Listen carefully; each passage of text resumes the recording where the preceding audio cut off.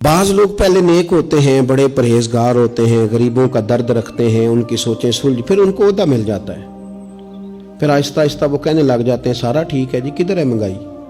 کچھ بھی نہیں۔ جب تک کرائے کی گاڑی میں سفر کرتا ہے تب تک تو وہ کہہ رہا ہوتا ہے کہ کتنا کرایہ بڑھا دیا آپ نے، 5 روپے اضافہ کر دیا، اور جب وہ اپنی گاڑی میں بیٹھے پھر وہ جو بس کے پیچھے ہوتے ہیں وہ بیوقوف نظر آتے ہیں۔ کیوں؟ اب تو اس کے پاس پجارو ہے، اس کو کیسے وہ لوگ اب بھلے نظر آئیں گے؟ لیکن وہ بھائی ابھی بھی ہیں کچھ گھر جہاں رات کو یہ ڈسکس ہوتی ہے کہ شادی آ گئی ہے ملتان، تو کرایہ کہاں سے پورا کرنا ہے؟ کرایہ تھوڑا ہے لہذا بچے رہنے دو، خود چلے جاتے ہیں، وہاں کچھ دینا دلانا بھی پڑے گا۔ ابھی بھی ہیں لوگ جو بیچارے ادھار پکڑ کے بیاہ پہ کرایہ لگاتے ہیں، لیکن جب سوچ کسی کی وہ رہتی نہیں۔ عبد الملک بن مروان بڑا نیک کہلاتا تھا، فقہا میں شمار ہوتا تھا، اتنی مسجد میں بیٹھ کے عبادت کرتا تھا کہ اس کو حمامت المسجد، مسجد کا کبوتر کہنے لگ گئے لوگ۔ لیکن پھر اس کے خلیفہ بننے کا اعلان ہوا، جس دن اعلان ہوا اس دن بھی مسجد میں بیٹھا تھا۔ پھر اس نے قرآن مجید رکھ کے نا الماری میں، تو کہنے لگتا ہے اب میری اور قرآن کی جدائی ہونے لگی۔ پھر وہ یہی شخص تھا جس نے حجاج بن یوسف جیسا ظالم آدمی گورنر بنایا۔ یہ وہی تھا جس کے دور حکومت میں حضرت عبداللہ بن زبیر جیسے لوگ شہید کیے گئے۔ بس وہ کیفیت ہی نہیں رہی، منصب مل گیا، عہدہ مل گیا تو ختم ہو گئی بات۔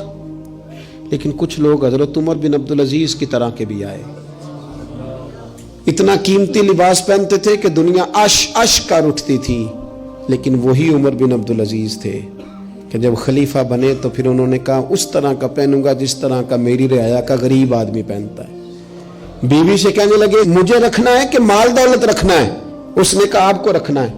وہ ایک خلیفہ کی بیوی، ایک بادشاہ کی بہن، ایک بادشاہ کی بیٹی تھی، پر سارے زیور خیرات کر دیے، غریبی کی زندگی گزاری۔ کچھ لوگ نہیں بدلتے، کچھ عہدہ آ گیا، مال آ گیا، روح بھی بدل گیا، کہانیاں ہی اور ہو گئیں۔ یعنی گاؤں سے آ کر پڑھنے والے بھول ہی گئے کہ کس کی ماں نے کتنا زیور بیچا تھا، پھر ان کے حالات ہی بالکل تبدیل ہو گئے، انہیں پتہ ہی نہیں ہم کیا تھے۔ سنو نا، حضرت صدیق اکبر رضی اللہ تعالیٰ عنہ کچھ بچیوں کا دودھ عصر کے وقت جا کے دھو کے آیا کرتے تھے، ان کو دیتے تھے۔ جس دن خلیفہ بن گئے تو ایک بچی نے آ کے پوچھا حضور اب وہ بکریوں کا دودھ کون دھویا کرے گا؟ تو آپ فرمانے لگے کیا خلافت مجھے خدمت خلق سے روک دے گی؟ وہ کام میں اپنی آخرت کے لیے کرتا تھا، کرتا ہی رہوں گا، میں نہیں بدلوں گا، میں وہی ہوں حضور کا غلام۔ بلکہ کنز المال میں ایک روایت تو ایسی ہے کہ کلیجہ منہ کو آتا ہے، ایک اونٹ گم ہو گیا مال غنیمت کا، سیدنا فاروق اعظم اونٹ ڈھونڈتے ہیں، کبھی ادھر بھاگتے ہیں، کبھی اور میری ذمہ داری ہے، مجھ سے قیامت میں سوال ہوگا، اور یہ مسلمانوں کا مال ہے، میں اس کا امین، ادھر بھاگتے ادھر بھاگتے ادھر بھاگتے۔ ایک شخص نے کہا حضور آپ بیٹھ جائیں، کسی غلام کی ڈیوٹی لگائیں،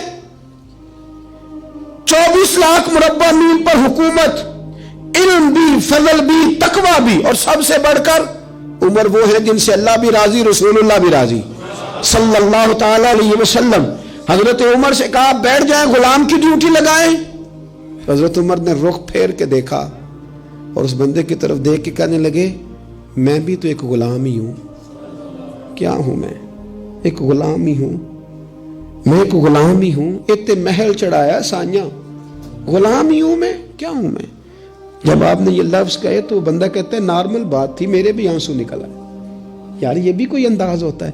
لیکن بھول گئے لوگ، اپنوں کو بھول گئے، اپنوں کو بھول گئے، اپنے قریبیوں کو بھول گئے۔ دولت آئی تو پھر وہ محلہ پسند نہ آیا، پھر گھر سوسائٹی میں بن گیا، پھر یار بدل گئے، پھر رشتہ داریاں بدل گئیں، پھر حالات اور ہو گئے۔